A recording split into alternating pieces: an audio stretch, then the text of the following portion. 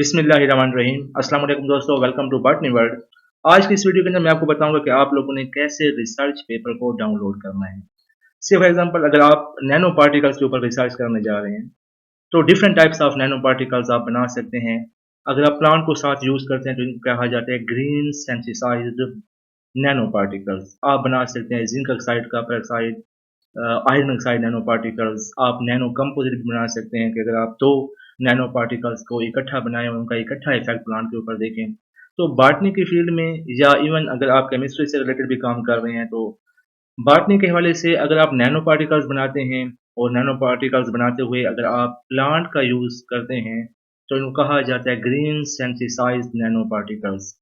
और अगर उन नैनो पार्टिकल्स का आप कैरेक्टराइजेशन भी करवाते हैं और उनका इफेक्ट देखते हैं डिफरेंट प्लांट्स के ऊपर, और वो प्लांट्स याद रखें हमेशा बेटा वो इकोनॉमिकली बड़े इंपॉर्टेंट हों। से फॉर एग्जांपल जिसमें कि साइसर एराइटिनम है, वीट है, सीजेम है, तो इस किस्म की आपको फील्ड लगानी पड़ती है और आपने क्या करना होता है उसके ऊपर उन नैनो पार्टिकल्स का इफेक्ट भी देखना होता है। अब सबसे इंपॉर्टेंट चीज़ ये है कि अगर आप कोई रिसर्च कंडक्ट करने जा रहे हैं तो आपको उससे पहले उसके बारे में नॉलेज होना चाहिए, और वो नॉलेज कैसे आता है, और वो नॉलेज आपको पेपर पढ़ने से आता है। अब सबसे इंपॉर्टेंट चीज़ कि आपके पास पेपर होने चाहिए। तो पेपर को कैसे डाउनलोड करते हैं मैं अब आपको बताता हूँ। अब आपने सबसे पहले जाना है गूगल स्कॉलर के ऊपर। यहाँ पे मैंने एक प्राइवेट टैब खोली हुई है, तो यहाँ पे आप लोगों ने क्या लिखना है बेटा, गूगल स्कॉलर लिखना है आप लोगों ने। जैसे आप गूगल स्कॉलर लिखेंगे तो यहाँ पे आपको रिसर्च पेपर मिल जाते हैं, और वो पेपर जो खास तौर पे ओपन एक्सेस वाले हैं। ओपन एक्सेस वो पेपर होते हैं जो हर बंदा पढ़ भी सकता है, उनको डाउनलोड भी कर सकता है। याद रखें बेटा, ओपन एक्सेस वाले पेपर जब कोई एक अपना रिसर्चर, इससे पहले की बात कर रहा हूँ, अपना पेपर जब किसी जर्नल के अंदर सबमिट करवाता है, अगर वो ओपन एक्सेस वाला है तो उस वक्त वो पे करता है। लेकिन इसमें रिसर्चर खुद पे कर रहा है, लेकिन पढ़ने वाले जो होंगे उनके लिए फ्री ऑफ कॉस्ट होगा। आप कोशिश करें कि आप ओपन एक्सेस वाले पेपर डाउनलोड करें, वो आपको इजीली अवेलेबल भी हो सकते हैं।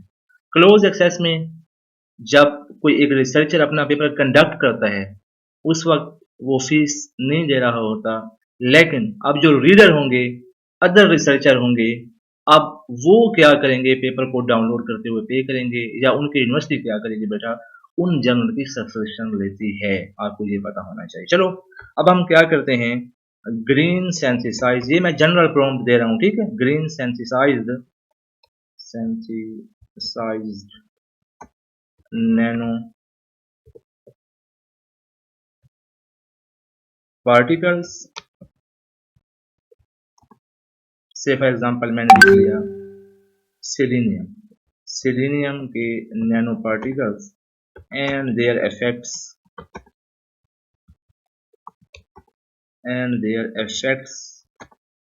On plants. यहाँ पे थोड़ी बहुत गलतियाँ होंगी, लेकिन ये अब हम देखते हैं जो हमारे रेलिवेंट पेपर आ गए। अब हमें कैसे पता चलेगा कि ये हमारे पास ओपन एक्सेस वाले, कहीं पे भी आपको पीडीएफ नजर आ जाए, एक तो इनको डाउनलोड करना भी आसान होता है और आप समझ सकते हैं कि ये ओपन एक्सेस है। अब हम ढूंढते हैं कि जो बिल्कुल हमारे काम से रिलेटेड है, जो आप सर्च करने जा रहे हैं, जिसमें कि green synthesis of selenium nanoparticles from broccoli and characterization, application and toxicity। आप इस तरह पढ़ते जाएं, ठीक है बेटा। जो आपको लगता है कि ये बिल्कुल मेरे काम का है, आपने उसी को डाउनलोड करना है। जैसे for example green synthesis of selenium nanoparticles from the Cassia javanica flowers extract and their medical and agricultural applications। ये थोड़ा बहुत इसको हम डाउनलोड कर लेते हैं, और मैं आपको बताऊंगा डाउनलोड करने के बाद आपने पेपर को पढ़ना कैसे है। सबसे इंपॉर्टेंट चीज़ ये होती है कि आपने डाउनलोड तो आप कर लेते हैं, उसको आपने पढ़ना कैसे है, और फिर आप चेक करें क्या ये मेरे जो मैं ढूंढने जा रहा था, जो मैं पढ़ने जा रहा था, ये बिल्कुल मेरे काम के मुताबिक है या नहीं है। मैं अभी से आपको बता दूं, ये पेपर डाउनलोड है, थोड़ा सा टाइम ले रहा है, यहाँ पे नेटवर्क का इशू है, लेकिन ये डाउनलोड हो जाएगा, ठीक है बेटा। इससे पहले मैं आपको बता दूं कि आपने क्या करना है, पेपर के एब्स्ट्रैक्ट को पढ़ना है। आपने केयरफुली समझ समझ के उसके एब्स्ट्रैक्ट को पढ़ना है। उस एब्स्ट्रैक्ट में क्या होता है बेटा, short summary of the paper होती है, वो सारी की सारी बातें उसने वहाँ पे लिखी होती हैं। उसमें आपको उस टाइटल से रिलेटेड भी इंट्रोडक्शन भी थोड़ा सा मिल जाएगा, उसके अंदर ऑब्जेक्टिव भी होंगे, उसने क्या क्या टूल यूज़ किए हैं, कौन कौन से सॉफ्टवेयर यूज़ किए हैं, वो भी आपको एब्स्ट्रैक्ट में मिल जाएंगे। उसके ऑब्जेक्टिव, उसकी मेजर फाइंडिंग, भी आपको मिल जाएगी। इसके बाद आपने क्या ओपन करना है, आपने इंट्रोडक्शन को ओपन करना है। जैसे ही आप पेपर का इंट्रोडक्शन ओपन करते हैं, इंट्रोडक्शन में आपको बिल्कुल एंड के ऊपर चले जाएं। आपको वहां पे थोड़ा सा केयरफुली पढ़ें। एंड पैराग्राफ जो होता है इंट्रोडक्शन का बड़ा ही इंपॉर्टेंट होता है रीडर के लिए। आपको वहां पे ऑब्जेक्टिव मिलेंगे, रिसर्च गैप मिलेगा, ये तमाम चीजें आपको वहां पे मिलती हैं। फिर आपने कंक्लूजन को पढ़ना है। क्या उसने जो ऑब्जेक्टिव किए हुए थे, क्या उनको वो कंक्लूजन मिला है या नहीं। जैसे कंक्लूजन अगर आप पढ़ लेते हैं, फिर आपको समझ आ जाती है कि ये मेरे काम के मुताबिक का पेपर है, तो आपने उसको क्या करना है, सेव कर लेना है। वैसे ही तो मैं आपको ये कहूँगा कि आप सेलेनियम के ऊपर अगर आप काम कर रहे हैं, तो आप 50-60 पेपर डाउनलोड कर लें, इससे भी ज़्यादा करें, आप 100 पेपर डाउनलोड कर लें।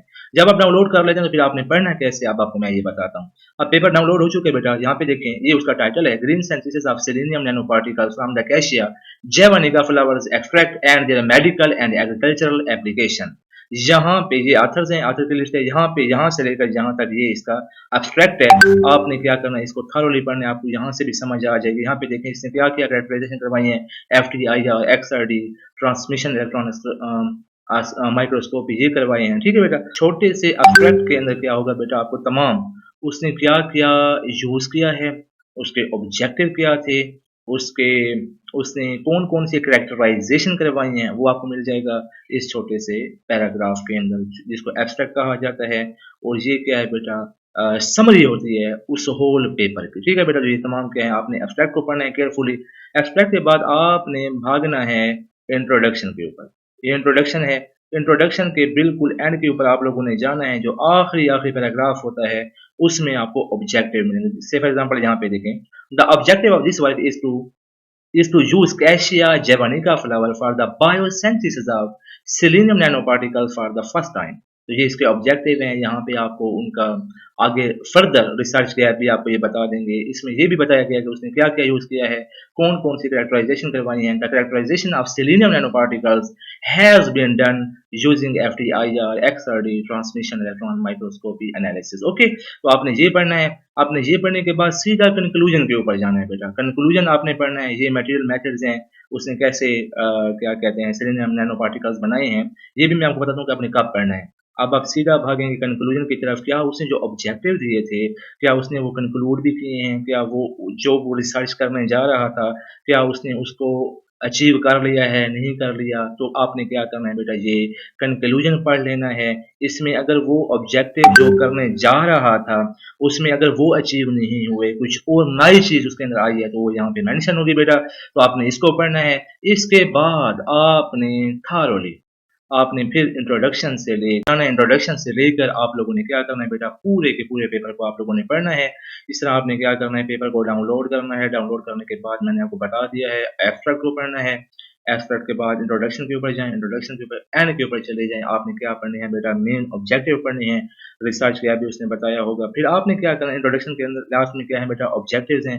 वो पढ़ने के बाद आपने कंक्लूजन पढ़ना है। कंक्लूजन पढ़ने के बाद आपको पता चल जाएगा कि ये जो पेपर है, ये बिल्कुल मेरे काम के मुताबिक है। मैंने इसको क्या करना है, फर्दर इससे मैंने इंट्रोडक्शन से भी कुछ हिस्सा लेना है, मैंने इससे मटेरियल मेथड्स को भी हिस्सा बनाना है। तो आपने क्या करना है, अब इसके बाद केयरफुली आप लोगों ने, अच्छा आपको आप यहाँ से आप सेव भी कर सकते हैं। अब ये आपका पेपर क्या हो जाएगा, आपके पास डाउनलोड हो जाएगा। आपने क्या करना है बेटा, कुछ इस तरीके से आप एक फोल्डर बना लें। जिस तरह कि मैं कहता हूँ, आपने यहाँ पे एक नया फोल्डर बना लेना है, और उस फोल्डर के अंदर आप लोगों ने क्या करना है, अपने रिसर्च पेपर जो आप डाउनलोड कर रहे हैं, वो तरतीब के साथ रखते जाएं। रिसर्च पेपर्स जो आपका सेलेनियम नैनो पार्टिकल्स का नाम है।